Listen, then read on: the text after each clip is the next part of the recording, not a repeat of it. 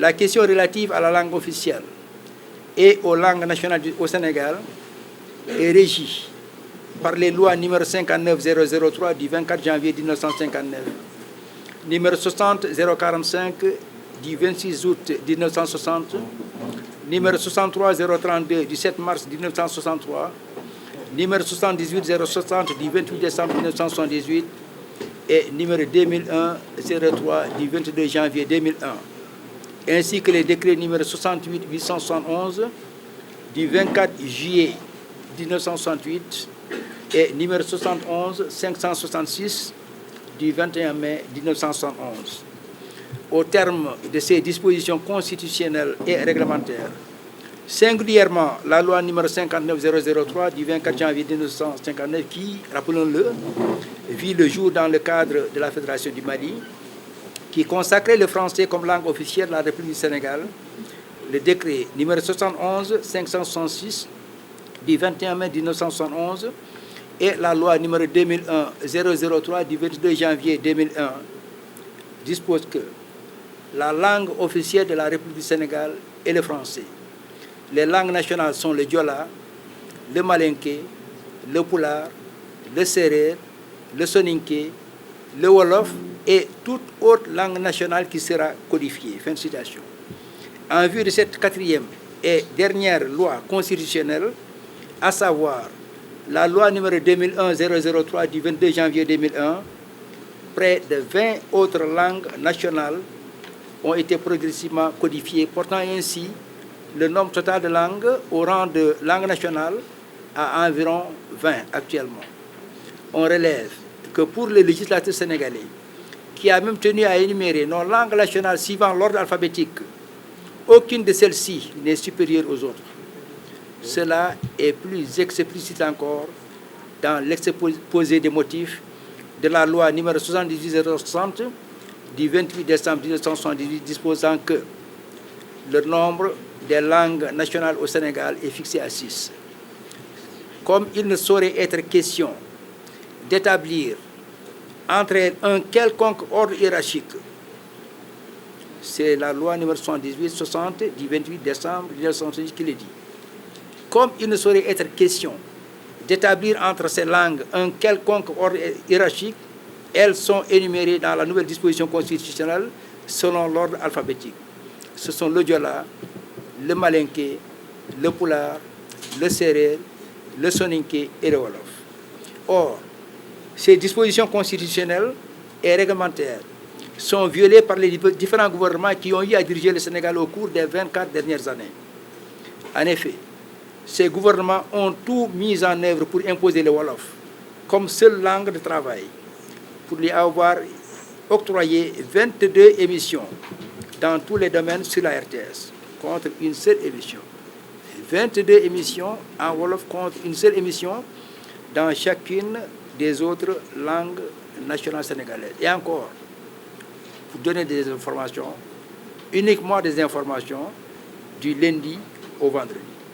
Pour avoir également choisi le français et le wolof pour les discours officiels. Le wolof, le français et l'anglais au niveau de l'aéroport international Blaise Diagne. Le wolof, l'anglais et le français au niveau du TER. Le wolof, l'anglais et le français à bord de la compagnie nationale Air Sénégal. Le français et le wolof au niveau du BRT, appelé encore Sunu BRT. Le wolof pour les noms dans les programmes gouvernementaux et pour désigner des localités, des structures, des sociétés publiques ou des sociétés d'économie mixte, etc., etc. Chers amis, dénoncer un tel parti pris pour le wolof ne relève pas, de la part de Kautal Pellé Fulbé, d'une volonté de récuser cette langue. Loin s'en faut. Ce que Kautal rejette, c'est plutôt le fait que la valorisation du wolof se fasse au détriment des autres langues nationales sénégalaises qui devraient toutes être traitées sur un pied d'égalité.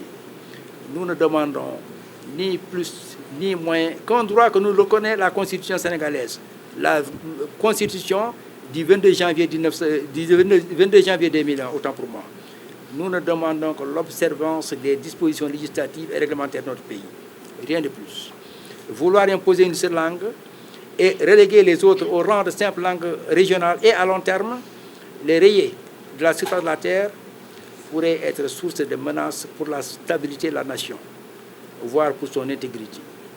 Aussi, conviendrait-il, pour la préservation de la paix sociale au Sénégal, de mettre un terme à cette politique de 2 poids 2 mesures, en faisant prendre les dispositions nécessaires de manière à assurer, premièrement, l'égalité dans le traitement des langues nationales du Sénégal dans tous les secteurs où leur usage est requis.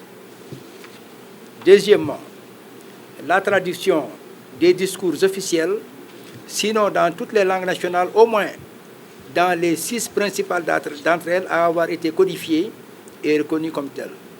3. La refonte des programmes de la radio-télévision sénégalaise RTS pour mettre un terme définitif au traitement unique qu'elle réserve dans ces programmes aux autres langues nationales sénégalaises et l'exigence par l'État du Sénégal du respect par toutes les radios et télévisions privées du pays de leur cahier des charges, par l'inclusion des autres langues nationales dans leurs programmes respectifs. 4. L'inclusion du pulaar au moins, vu qu'il compte le plus grand nombre de locuteurs natifs dans ce pays. L'inclusion donc du pulaar comme langue de communication dans les systèmes de transport du pays, comme Air Sénégal, le TER, le BRT, ainsi qu'au niveau de l'aéroport international Blaise Diagne et dans tous les autres programmes à venir. 5. La modification du zonage linguistique des programmes éducatifs en prenant en considération des langues dynamiques et majoritaires comme le pulaar, qui dispose d'une bibliothèque riche d'au moins 10 000 ouvrages rédigés en langue pulaar rien que par des écrivains fulbés du Sénégal et de la Mauritanie. 6. L'utilisation, durant les grands événements nationaux, recensement, pandémie, élections, etc., de toutes les langues pour que chaque citoyen puisse jouir pleinement de son droit élémentaire à l'information et la recommandation à toutes les organisations privées à encourager l'usage des langues du pays en vue d'un partage équitable des biens et services. 7. La traduction dans les langues nationales, autres que le Wolof uniquement, de toute documentation destinée à l'usage du citoyen et la promotion de la production littéraire et culturelle dans les langues nationales par l'institution d'un grand prix du chef de l'État dans ce domaine. 8. L'application des textes concernant l'introduction de l'enseignement des langues nationales à l'école élémentaire et le renforcement du modèle harmonisé de l'enseignement bilingue. 9. L'intégration des diplômés des langues nationales dans la fonction publique sénégalaise et leur affectation dans leur milieu d'origine respectif ou dans les localités où la langue dans laquelle ils ont été formés est aussi très usitée pour y servir. 10. La promotion et le développement des langues transfrontalières, en particulier le pulaar, en tant qu'outil d'intégration africaine au sein de l'espace CEDEAO, où la dite langue est parlée dans tous les 15 pays qui le composent. 11. La promotion du pulaar fulfulde, qui est parlé dans une vingtaine de pays en Afrique, au rang de langue de travail de l'Union africaine. Les textes de l'Union disposant que les langues officielles de travail sont l'anglais, l'arabe, l'espagnol, le français, le portugais, le swahili et toute autre langue africaine. 12. La suppression de l'exigence d'un certificat de nationalité à certains Sénégalais du seul fait de leur patronyme, le plus souvent d'origine peul. 13. Trouver une solution aux injures, dont les fulbés. Nous l'avons dit tantôt, les fulbés, ce sont tous ceux qui ont en commun l'usage de la langue pulaar.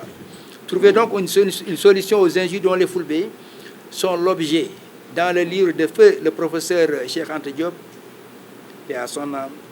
En effet, feu le professeur Diop qui, outre le fait de considérer que les Sérères, nos cousins Sérères, nos chers cousins Sérères, qui ont 6 langues différentes, appartiennent tous à la même ethnie, tout en refusant d'admettre que les Peuls, les Toucouleurs et les Laobés, qui partagent tous la même et unique langue, à savoir le pulaar, sont aussi de la même ethnie. Professeur Diop dresse également un portrait inexact et offensant concernant certains membres de la communauté Peul. Je vous renvoie à son ouvrage Nation nègre et culture, édition juin 2023, pages 606, 607, 608, 609 et 616. 14. Surseoir à l'enseignement des tomes 2 et 3 de l'histoire générale du Sénégal des origines à nos jours. En effet, les Fulbe ne se retrouvent presque pas dans cette histoire, qui les a banalisés en les présentant même, assurément à tort, comme de nouveaux venus au Sénégal, comme des étrangers sans territoire fixe. 15.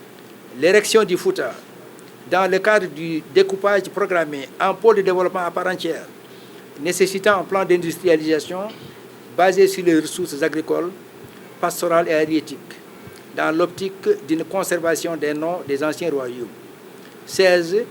Privilégier les activités agro-silvopastorales sur l'exploitation des minerais de phosphate qui causent des dégâts socio-environnementaux sous-estimés et une saignée des ressources vers l'extérieur.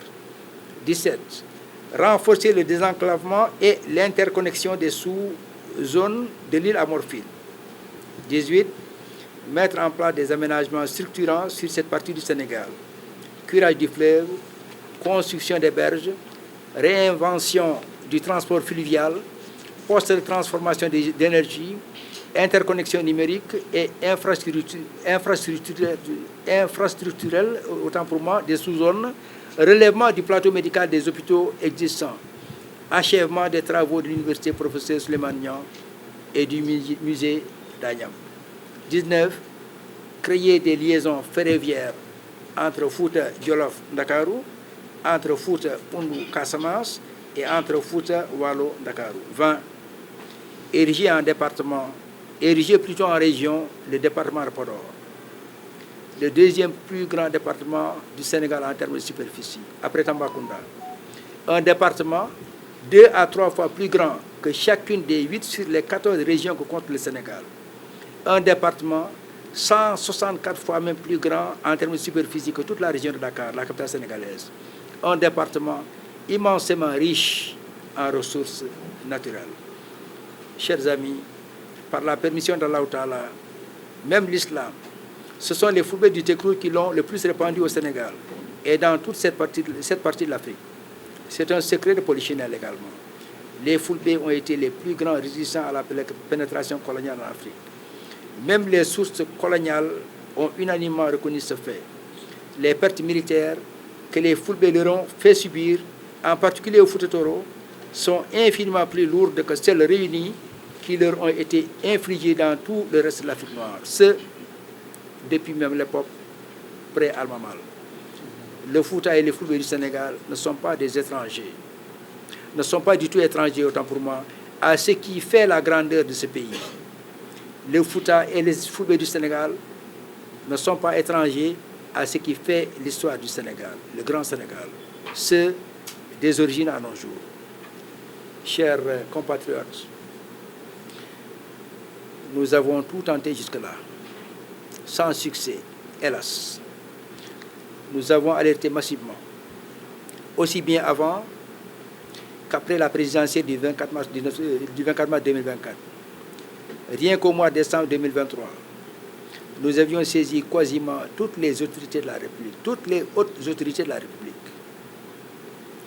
pour sensibiliser, entre autres, les chefs de l'État, Monsieur le Président de l'Assemblée nationale, Monsieur le Premier ministre, Madame la Présidente du Haut Conseil des collectivités territoriales, Monsieur le Président du Conseil économique, social et environnemental, Madame le garde des Sceaux, ministre de la Justice à l'époque, Monsieur le ministre de l'Enseignement supérieur et de la Recherche, Monsieur le ministre de l'Éducation nationale, Monsieur le ministre de la Culture, Monsieur le ministre de la Communication, des Télécommunications et de l'Économie numérique, etc., etc., sans parler des nombreux députés à l'Assemblée nationale, des maires, des chefs religieux, des chefs coutumiers, et récemment, en février 2024, des organisations de la société civile comme Jamra ou encore l'ONG 3D.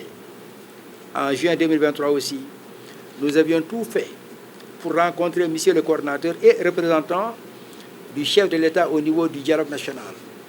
Cette démarche n'ayant pas abouti, nous lui avions fait parvenir, par l'intermédiaire de son conseil spécial, un document dans lequel nous avions consigné nos principales préoccupations.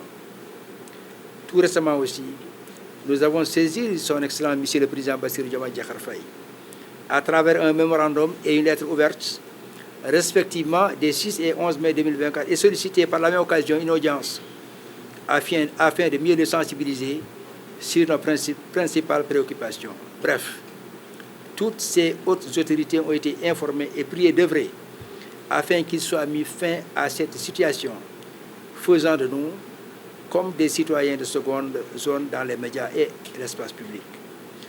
Ne perdons jamais de vue cependant qu'Allah l'Omniscient a fait de nous des hommes et des femmes de différentes couleurs et de différentes langues, afin que nous échangions et nous enrichissions mutuellement par nos différences. Nous relevons par ailleurs que certains patronymes sénégalais, qui se prononcent pourtant de la même manière, sont écrits variablement, occasionnant souvent et inutilement d'innombrables demandes de jugement ou de certificats d'individualité. Dans le même ordre d'idées, bon nombre de prénoms et autres noms des villages sont mal écrits. Aussi, une harmonisation s'imposerait-elle. Il suffirait pour ce faire d'instruire la direction de l'État civil du Sénégal de dresser la liste de tous les patronymes sénégalais, c'est-à-dire tous les noms de famille sénégalais, et de standardiser pour les futurs enfants l'orthographe des noms de famille qui se prononcent de la même manière. Conscient que le Sénégal ne pourrait se développer dans la paix et la stabilité en niant des pans entiers de sa culture et de ses langues, Kautal Pelle Fulbe compte sur la compréhension de tous et de chacun pour que justice soit faite sur les questions sous-évoquées dans l'intérêt de notre pays, le Sénégal que nous chérissons tous. Merci pour votre aimable attention.